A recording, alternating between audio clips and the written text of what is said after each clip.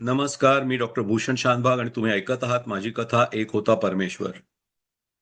कथा सुरू करण्यापूर्वी एक गोष्ट तुम्हाला सांगून ठेवतो. ही कथा जरी संपत आलेली असली तरी या चॅनेलवर चरणहीन या नावाची पुढची अशीच एक दीर्घ कथा लवकरच सुरू होणार आहे. पाहत रहा कथा किमया. आणि सबस्क्राईब नसेल केलं तर आता तरी करा. गोष्ट संपत आली अख्खी.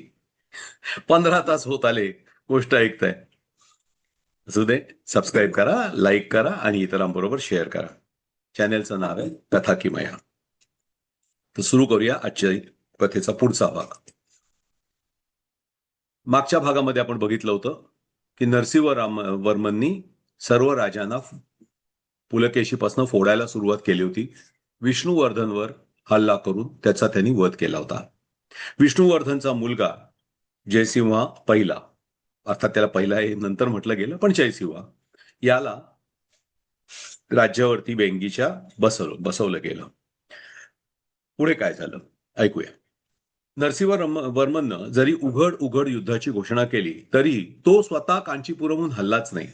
पण त्यानं केलेल्या घोषणेमुळे चिडून जाऊन पुलकेशी पुन्हा एकदा कांचीपुरमवर चालून निघाला. पहिल्या वेळेला त्यांनी महेंद्रवर्मनवर विजय मिळवून कांचीपुरमची राख रांगोळी केली होती. यावेळी तो पल्लवांचं नामोनिशाण मिटवून टाकत असण्याची त्यांनी घोषणा केली. आपल्या हत्तीदल, घोडदळ, पायदळासह पुलकेशी निघाला. नेहमीप्रमाणेच त्यानं आपल्या सर्व मांडलिकांना सैन्यासह युद्धाला येण्याबद्दल सांगितलं. पण मांडलिकांनी दिरंगाईचं धोरण अवलंबलं. बरेचसे आपल्या राज्यातून निघालेच नाहीत. जे निघाले ते इतक्या मंद गतीने मार्गक्रमण करत होते की त्यांची नरसिंहवर्मन बरोबर गाठच पडू नये. पुलकेशीला हे चालणारं नव्हतं. शिवगामी बदामीमध्ये मृत्यूच्या दारात उभी होती. लवकरात लवकर लढाई आटपून त्याला परत बदामीला जायचं होतं. इथे नरसिंहवर्मन कांची सोडून पुढे येत नव्हता. इतर राजांची मदत कांचीपर्यंत पुलकेशीला पोहोचत नव्हती. बदामीहून शिवगामीच्या ढासळत्या प्रकृतीचे खलिते रोज येत होते. चांगली बातमी कुठेच येत नव्हती. नाईलाजानं पुलकेशीनं स्वतः एकट्याच्या बळावर नरसिंहवर्मनवर हल्ला करायचा निर्णय घेतला. कांचीपुरमच्या रोखानं त्याची सेना निघाली. पण या वेळेला कांचीपुरम जिंकलं तरी लुटण्यासारखं तिथं काही उरलेले नाही याची त्याला आणि त्याच्या सेनेला माहिती होती. नरसिंहवर्मनचा आणि इतर सर्व पल्लव राजवंशाचा नाश हे एकच प्रलोभन पुलकेशी समोर होतं. वाटचाल करत सैन्य कांचीपुरम पासून जवळ येऊन ठेपलं. आपण नरसिंहवर्मनला हरवलं तर तो समुद्राच्या बाजूने पळून जायचा प्रयत्न करील याची पुलकेशीला खात्री होती. त्यामुळे त्यानं आपल्या सैन्याचे 2 भाग केले. एक भाग घेऊन तो स्वतः समुद्राच्या दिशेनं नाकेबंदी करायला निघाला, तर दुसरा भाग त्यानं कांचीपुरमच्या बदामीच्या दिशेला ठेवला. या भागात काही मांडलिक आणि काही सरदार होते. सैन्याच्या 2 फळ्यांमध्ये नरसिंहवर्मनला चिरडून टाकायचा पुलकेशीचा विचार होता.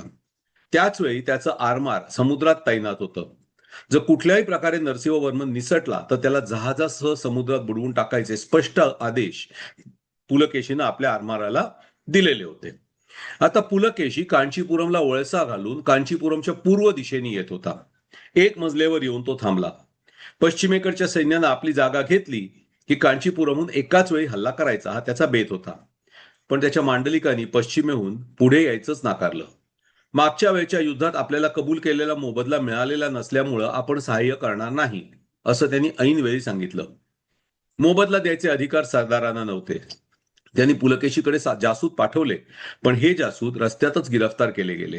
पुलकेशीच्या सैन्याच्या 2 फळ्यांमध्ये कसलाही संपर्क राहू नये याची पुरेपूर काळजी नरसिंहवर्मन घेत होता. मांडलिकांनी असहकार पुकारल्यामुळे पश्चिमेच्या सेनेची पंचायत झाली. सरदार पुढे जायला निघणार तो पुलकेशीच्या मांडलिकांनीच त्यांचा मार्ग अडवला. काय करायचं हे कळेना. पुलकेशीकडून काही उत्तर आलंच नव्हतं. इथे पुलकेशी सेनेच्या दुसऱ्या फळीचा निरोप यायची वाट पाहत होता. इतक्यात हेर धावत धावत पुलकेशीकडे आला.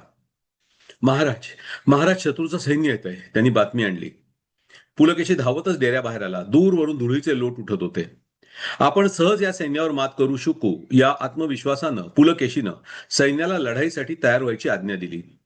पुलकेशीचे हत्ती घाईघाईत हौदा कसून तयार झाले. घोडदळ तयार झालं. पायदळाचे लोकही निघाले. नेहमीप्रमाणे पुलकेशीनं पुढे आपलं हत्तीदळ ठेवलं. हत्तीच्या पायांच्या रक्षणासाठी थोडं पायदळ त्यांच्या बाजूनं होतं. त्याच्या मागे घोडदळ होतं. पिछाडीला परत पायदळ होतं. याच वेळी पश्चिमेकडून कांचीपुरमवर ताबडतोब हल्ला करण्याचा निरोप घेऊन त्याने आपले जासूद सरदारांकडे पाठवले. हत्तीवर स्वार होऊन पुलकेशी निघाला. मणिमंगलम या खेड्याजवळ पुलकेशीची सेना आली. इतक्यात लढाईच्या धामधुमीतही एक जासूस त्याच्याकडे आला. शिवगामीची प्रकृती अतिशय बिघडलेली असून पुलकेशीनं ताबडतोब बदामीला निघून यावं असा निरोप घेऊन आला होता. काहीही करून आज निर्वाणीची लढायची आणि कांचीपुरम नष्ट करायचं काम सरदारांवर सोडून आपण माघारी जायचं असं पुलकेशीनं ठरवलं. पुलकेशीनं पाहिलं तर नरसिंहवर्मनच्या सैन्यातही आघाडीवर हत्ती होते, पण त्यांच्या हौद्यापेक्षा उंच असे खांब हौद्याला तिरके बांधलेले होते. या खांबांवरून लोखंडी साखळ्यांच्या जाळ्याच्या जाळ्या लटकत होत्या. जाळ्यामधून लहान लहान बोकं होती. पुलकेशीनं हत्तींच्या वरून धनुष्यानं बाण सोडण्याची आज्ञा दिली. सणसणत सुटलेले बाण साखळीच्या जाळ्यांवर आपटून खाली पडले. नरसिंहवर्मनच्या कुठल्याही हत्तीला काहीही इजा झाली नाही. आणि अचानक पुलकेशीच्या नजरेला पडलं, नरसिंहवर्मनच्या हत्तीवरही तशीच धनुष्य ताणली गेली होती, पण ते बाण साख्यांच्या जाळ्यामध्ये ठेवलेल्या लहान लहान भोकातून सुटत होते. तिथून सुटलेले बाण थांबवायची कुठलीही व्यवस्था पुलकेशीकडे नव्हती. भरीत भर म्हणून पुढच्या हत्तीवरचं धनुष्य मागचा हत्ती ताणत होता. माऊतीच्या सूचनेनुसार सोंडेतला दोर सोडत होता. भयानक वेगानं एकाच वेळी 3-3 बाण येत होते. बाण लागलेले पुलकेशीचे हत्ती बिथरले, मागे वळून धावत सुटले. आता त्याची सेना चिरडू लागले. आपलं शस्त्र आपल्यावरच उलटल्याची पुलकेशीला खात्री झाली. त्यानं थोडं मागं हटण्याचा विचार केला. इतक्यात एका हत्तीवरून सुटलेले 3 विषारी बाण येऊन पुलकेशीच्या हत्तीच्या गंडस्थळात घुसले. जखमांवर लावलेल्या मधमाशांच्या विषामुळं आग होऊ लागली. हत्ती ची ची ओरडत वाकडा तिकडा पळत सुटला. हत्तीला आवरणं माहुताला शक्य होईना. थोडं अंतर धावून हत्ती अचानक खाली कोसळला. पुलकेशी अंबारीतून बाहेर फेकला गेला. उंचावरून पडल्यामुळं अंग ठेचकाळून निघालं होतं. आपला राजा बहुधा मारला गेला असावा या विचारानं पुलकेशीचं सैन्य भीतीनं घाबरून पळू लागलं. हे पाहून नरसिंहवर्मनच्या सैनिकांना आणखी चेव आला. त्यांनी जोराचा हल्ला चढवला. अमोघ आणि सर्वदमननं 2000 सैनिकांचं मोल देऊन कसं बसं पुलकेशीला वाचवलं. पण एव्हाना लढाई पूर्णपणे पुलकेशीच्या विरोधात जायला लागली होती. माघार किंवा शरणागती हे दोनच पर्याय पुलकेशीकडे उरले होते. पुलकेशीनं बदामीच्या दिशेला माघार घेतली. कसा बसा जीवानीशी तो नरसिंहवर्मनच्या सैन्यापासून दूर जाऊन पोहोचला, पण त्याचं हत्तीदल आणि बरचसं इतर सैन्य मणिमंगलमच्या लढाईत नष्ट झालं होतं. कांचीपुरमच्या पूर्वेकडून बदामीच्या दिशेला वळल्यावर पुलकेशीनं पश्चिमेच्या सैन्याशी संपर्क केला, पण त्याच्या पराभवाची बातमी मिळाल्यावर बरेचसे मांडलिक आपापल्या राज्यात परत जायला निघून गेले होते.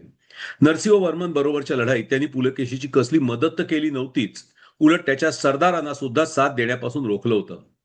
या पराभवातून सावरलो की आधी त्यांना अद्दल घडवायची असं ठरवून पुलकेशी बदामीकडे निघाला.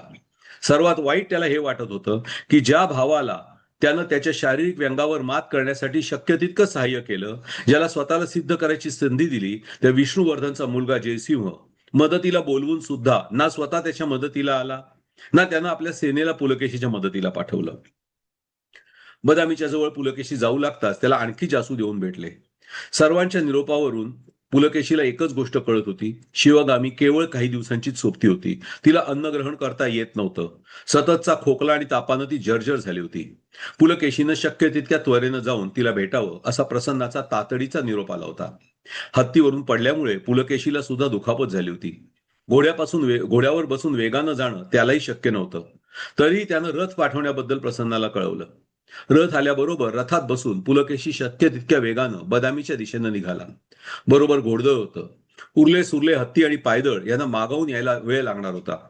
पुलकेशी पुढे निघून गेल्यावर तो युद्ध सोडून पळाल्याची बातमी नरसिंहवर्मननं उठवली. पुलकेशीच्या लौकिकाचा एकाच फटक्यात नाश झाला होता. परणज्योती पुलकेशीच्या सैन्यावर हल्ला करायला पुढे निघाला.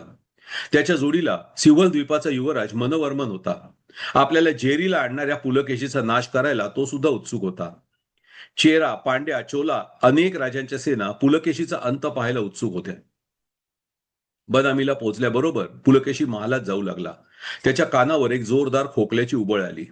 धावतच तो शिवगामीच्या महालात पोहोचला, पण तोपर्यंत महालातून इतर राण्यांचा आकांत उसळला होता.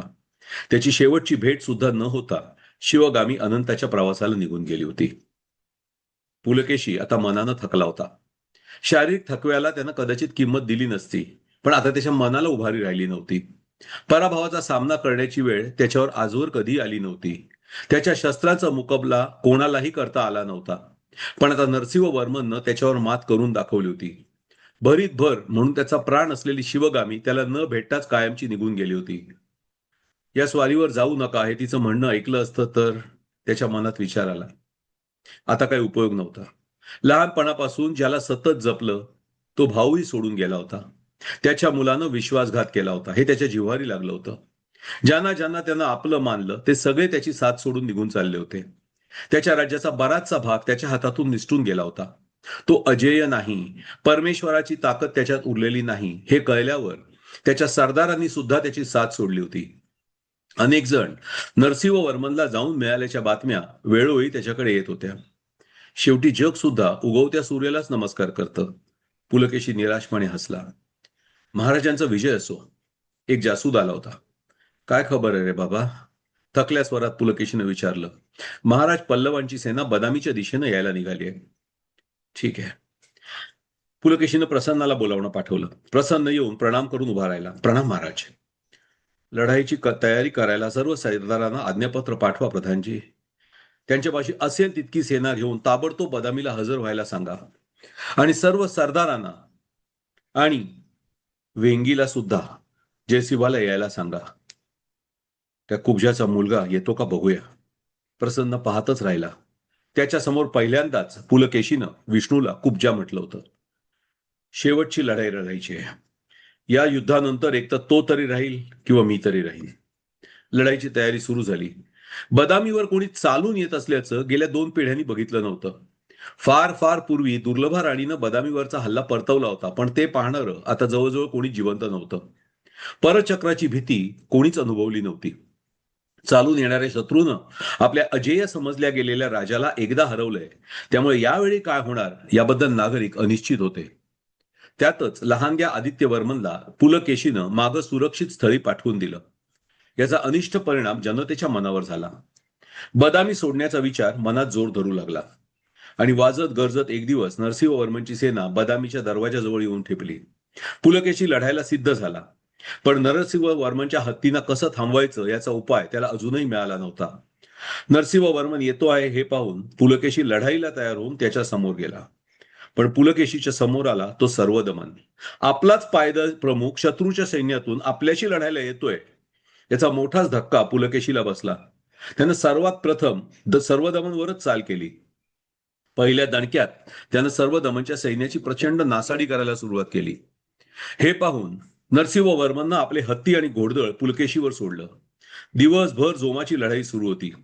हत्तीवरून वेगानं येणाऱ्या बाणांना दाद न देता पुलकेशी लढत होता. 50शी उलटलेल्या पुलकेशीनं स्वतःच्या हातात तलवार घेतली आणि विजेच्या वेगानं वार करीत तो रणांगणात तळपत होता. जागोजाग जखमा झाल्या होत्या. रक्त वाहत होतं, पण त्याला कसलीही तमा नव्हती.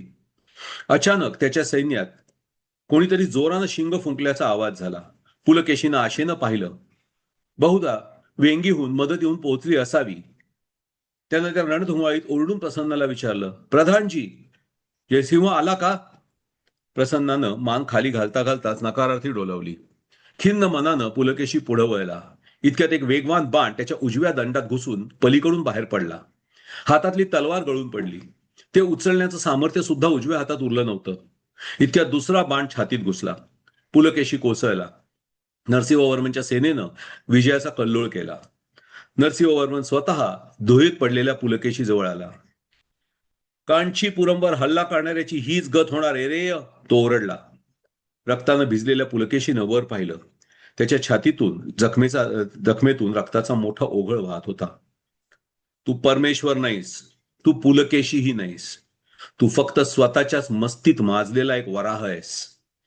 हर्षवर्धनवर तू विजय मिळवलास, पण त्या विजयाच्या धुंदीत कलीनं तुझ्यात प्रवेश केला. याच कलीला आज मी मुक्त करतोय. माझ्या पित्याच्या मरणाचा, माझ्या कांचीपुरमच्या विध्वंसाचा सूड आज पुरा होतोय. इतकं बोलून नरसिंहवर्मननं बाजूला उभ्या असलेल्या सैनिकाला इशारा केला. पुलकेशीचं मस्तक एका वारातच झळावेगळं झालं. स्वतःला परमेश्वर म्हणून घेणाऱ्या राजाचा मृत्यू झाला होता. त्याचे अंतिम संस्कार करायला तिथे कोणीही नव्हतं.